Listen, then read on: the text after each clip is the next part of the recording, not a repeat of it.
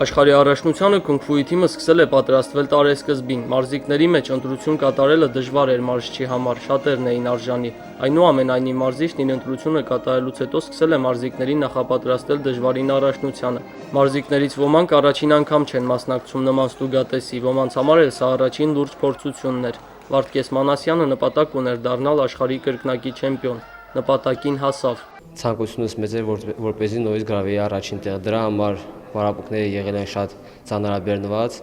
մոտ 2 ամիս ամեն օր պարապմունք է եղել եւ վերջի 15 օրը ամեն օր 2 անգամ պարապմունք կատարեցինք։ Մասնակցեցինք Մոսկվայում կայացած կունգ-ֆուի 5-րդ աշխարհի առաջնությանը, որտեղ մասնակցեցի 50 քաշային կարգում եւ գրավեցի առաջին տեղ։ Արդեն 8 ամիս է պարապում եմ նորից, 2 մրցումների եմ մասնակցել, մեկը 3-րդ տեղ եմ բռնել Հայաստանի առաջնությունը, իսկ աշխարհի առաջնում 2-րդ տեղ գրավեցի։ Մասնակցել եմ այդ նոր ոճին, որը կոչվում է Թուշոու, ինձ պատրաստել է ֆեդերացիայի մարզիչ Սայադ Բաղդասարյանը, այդ ոճը համընկնում է թայչի ոճի հետ, պատրաստվել եմ մոտ մի տարի այդ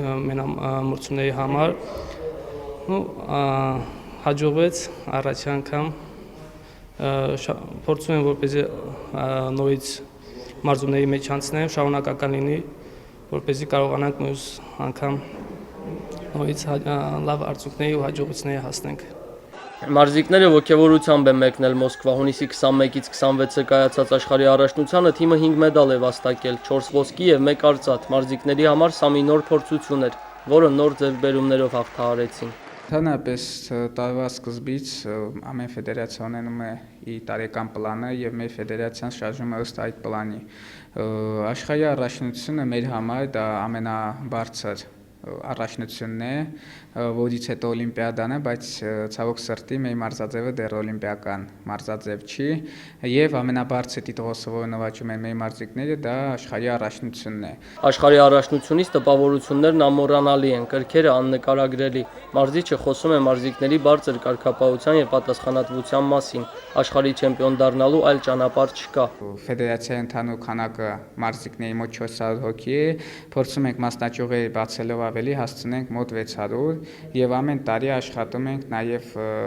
մարզիկների զբաղվածության վրա, թե իրենք ավելի մասսայական դառնա այս մարզաձևը ամբողջ Ղարաբաղում։